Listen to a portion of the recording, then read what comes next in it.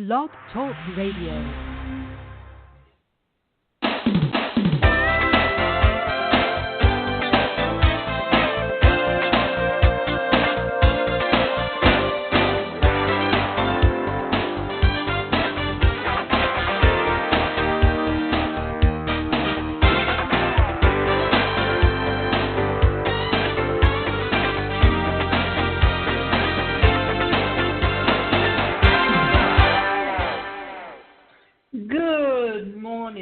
And welcome to this week's segment of Live Without Limits. Today's show is how to prepare content super fast. All good writing is swimming underwater and holding your breath, said F. Scott Fitzgerald. I want to share how to quickly write content without sacrificing quality and without overtaxing your brain. Why are we talking about putting content in? Because today, your website is your marketing tool, and part of your website needs to be putting content on it. I've been using this concept for years. It's called recycling or repurposing. The idea is fairly simple. The process of taking existing content and using it in another format or fashion.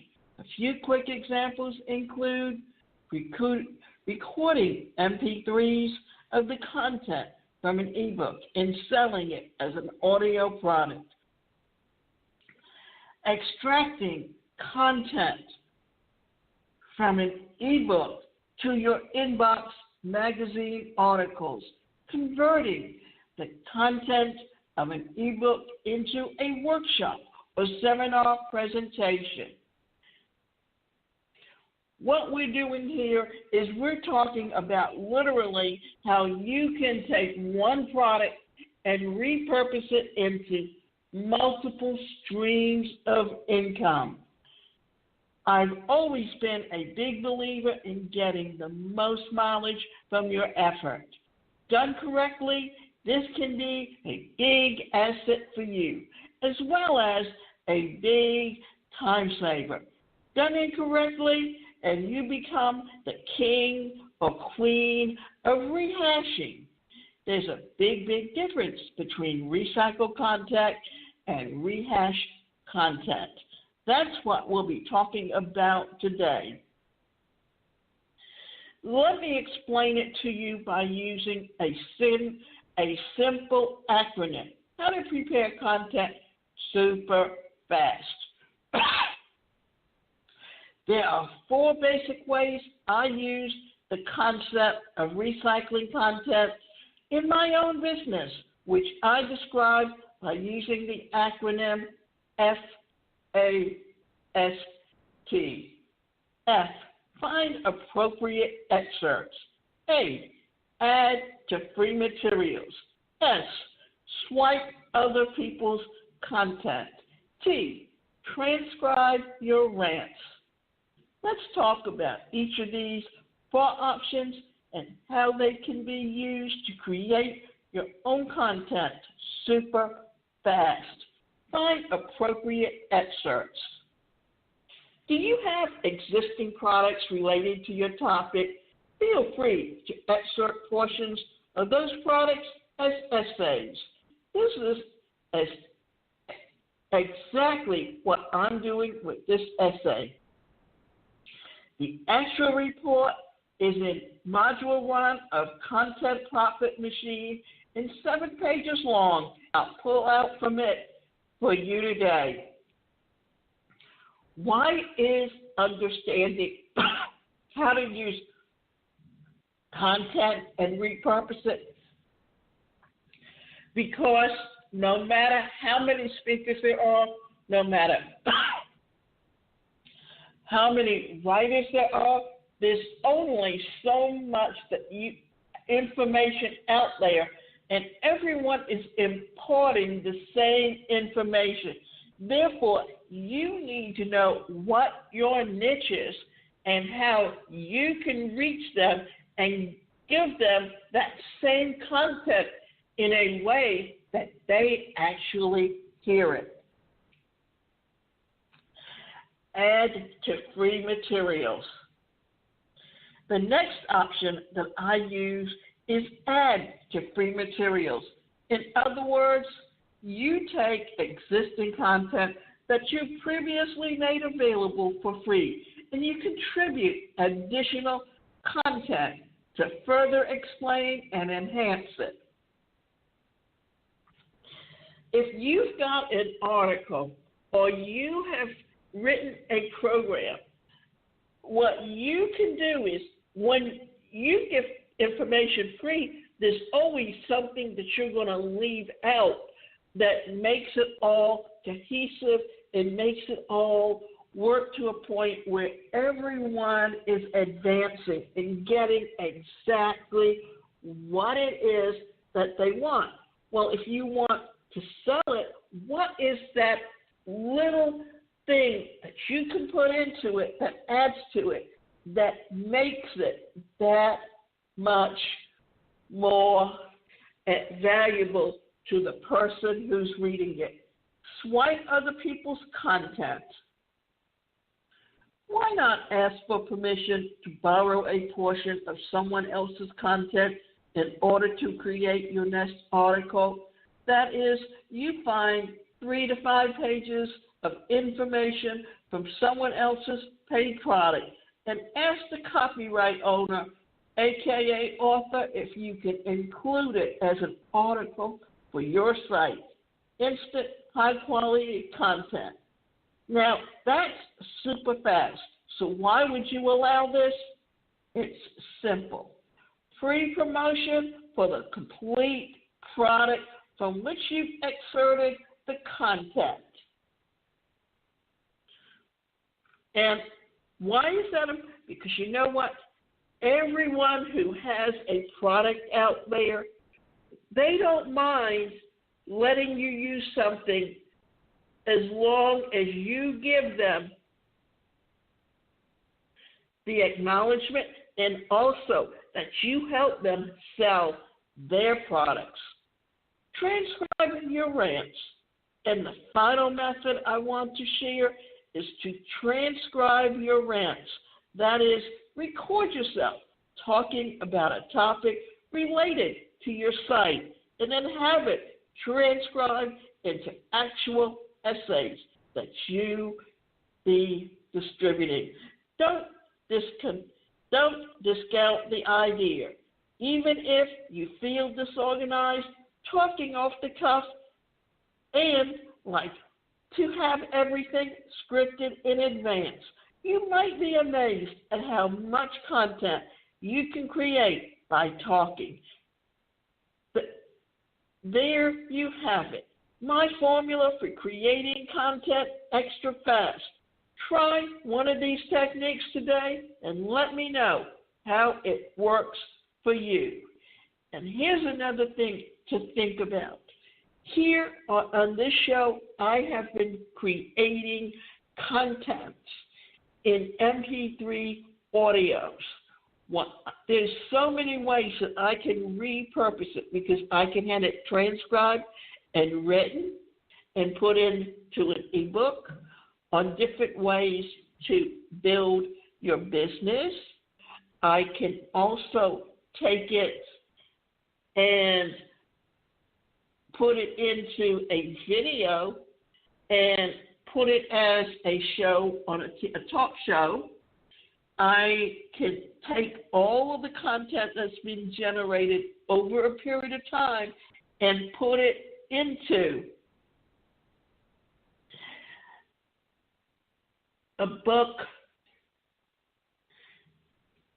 a training program, anything that can help you grow and expand your commitment.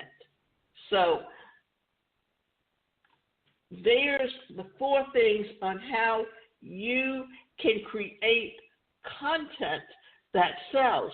But let's also look at some other things like content marketing and how you can expand on that, or even take some of the things that you can do, and what I want to do now is talk a little bit about how you can make content marketing simple in a step-by-step method. Okay. Content marketing has been around for longer than the internet. Why? Because content marketing is all about storytelling. And humans have told stories for as long as they could speak. Our attention will go to those who tell great stories.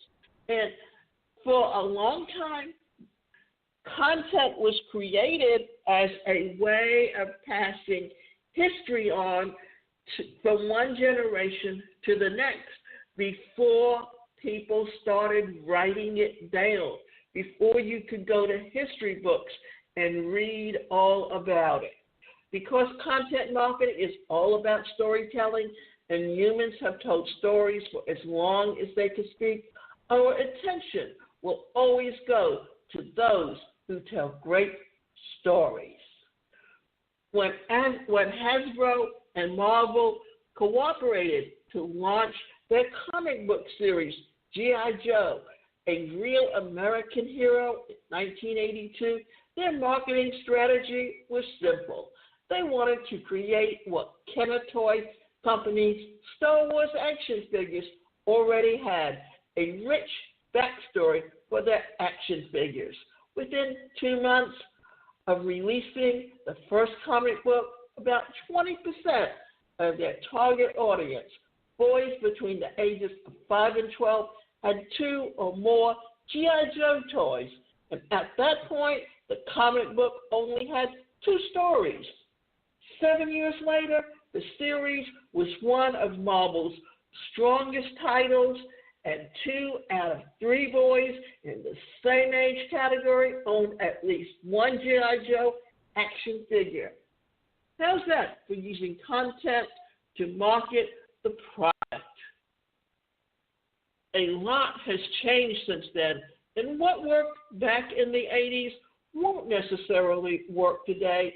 However, with new marketing channels like social media popping up almost daily, opportunity is knocking.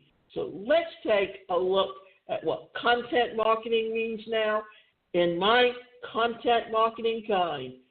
And so feel free to skip ahead to the topics. And what we're going to do is, this is the definition that we're using for content marketing. A strategy, a strategic marketing approach focused on creating and distributing valuable, relevant, and consistent content to attract and retain a clearly defined audience, and ultimately to drive profitable customer action. The definition is solid, in my opinion, but it could use some clarity. It means that content marketing is a long-term strategy that focuses on building a strong relationship with your target audience by giving them high-quality content that is very relevant to them on a consistent basis. Eventually, when customers make a purchase decision, their loyalty already lies with you. They will purchase your product and prefer it over the competition's options. In contrast, one-off advertising content marketing shows that you actually care about your customers. Today, more than ever, before people want to feel like you care about them, the world is louder and noisier than ever before. And attention to our valuable resource. Keep that in mind as we take a look at some of the different types of content marketing. When Joe Pulizzi founded Content Marketing Institute in 2010, I don't think he knew exactly how spot on he would be, let alone how successful CMI would become. In 2017, They were one of the top resources when it came to content marketing statistics, and they created a great video overview of the evolution of content marketing.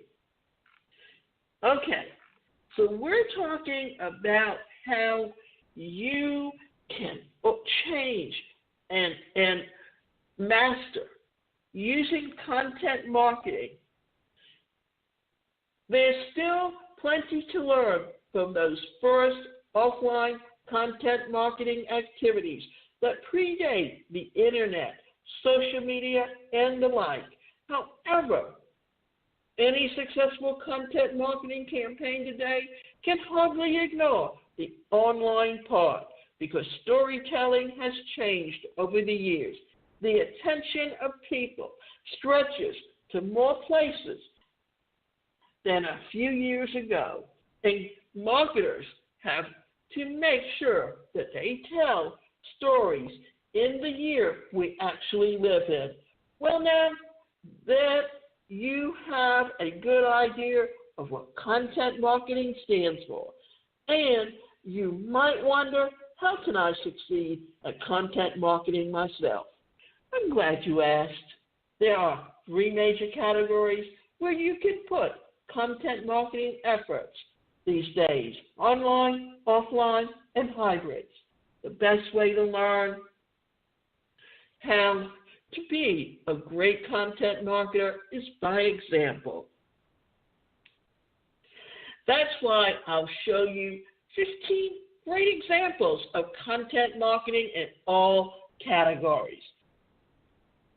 Then you can model them, tweak them, and apply them to your own business. First, though, I'm going to show you how you can create a content marketing strategy.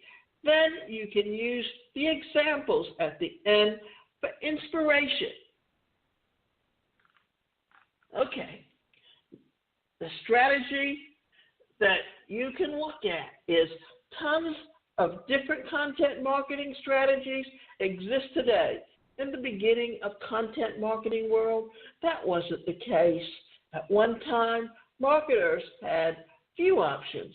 They essentially only had bandit signs, magazines, and newspaper ads. Even in those days, however, they had a variety of distant custom choices. They could play with the words in the advertisements, the picture they showed, the placement of it, and the CTA. In other words, although there were few content marketing methods, the options were still marketable fast. Today, more content marketing mediums and methods exist than ever before in the history of the world. That means that the number of strategies is even greater. One online publication suggests using the 3D content model. For instance, basically, it's the 3 individual steps. Map the content to the pain point. Then use the right type of content for the problem. Finally, map the content to the buying cycle of the people who have that problem. This strategy is a way to move the focus away from the marketer and to the person that the marketer is trying to reach. That, after all, is an incredibly important step to take in your content marketing strategy. If your content doesn't cater to the right people with the right problem that your product solves, then your content marketing efforts are all for naught. Of course, you'll probably want to adapt this to fit your own audience and marketing theories. Whatever the case, though, you should always start with your audience. You must create content for that audience. Then and only then will the right people pay attention to you. According to the source itself, Content Marketing Institute, here are the tips that you should follow when creating content marketing strategy. So, as you can see, some of the things that you want to look at when you are looking at content marketing is how to repurpose it, how to find things that you can utilize and use that can help you expand what you truly want to do. Now, what I want to talk is a little bit about the history of content marketing. How old would you guess that content marketing is? When someone first asked me that question a few years ago, I thought it had been around for maybe 50, 70, or perhaps even 90 years. I was wrong. I was very wrong. The year is 1732, and the man by the name of Benjamin Franklin just published the first version of his annual Poor Richard's Almanac. Why did he do it? Did he do it for fun because he liked writing or expressing his ideas? Nope, that wasn't it at all. He did it because he wanted to advertise the new printing business that he had created. He figured the best way to do this was to point his own almanac and potentially encourage others to point there too. According to Content Marketing Institute's timeline, this is the very first occurrence of true content marketing. So as you can see, anyone who has published a book, whether it be a biography, or fiction, or nonfiction, they are producing content. That was almost 300 years ago. I'm willing to bet you didn't think that content marketing started with Benjamin Franklin in the 1700s. It's possible that you're more insightful than I was a few years back, and you guessed it from the gate. Most of you thought probably did, and that's because content marketing feels like a modern development. But while the term is fairly new, the practice isn't. For years, businesses and individuals alike have tried to attract attention by creating content or free content. So remember, when we've been talking about content marketing, we have been talking about producing a product. And mostly when we think of content marketing, we're thinking of the content on the website. But we're forgetting that everyone who has published a book has put out content. Everyone that's published a TV show, whether it's for entertainment or whether it's a talk show, they are producing content. Everything that we do today has been built on what we have done in the past. The only difference is that how we look at it, how we talk about it, how we think about it is what has changed. Because mostly when people are talking about content marketing, they're talking about something that they're doing today. As you can see, even magazines have produced content. Now, you might be able to argue that John Deere did this out of kindness of their heart. Perhaps they probably wanted to help people and didn't realize the effect that the publication would have on the business revenue. More than likely, though, that wasn't the case. So what we're talking about here is advertising.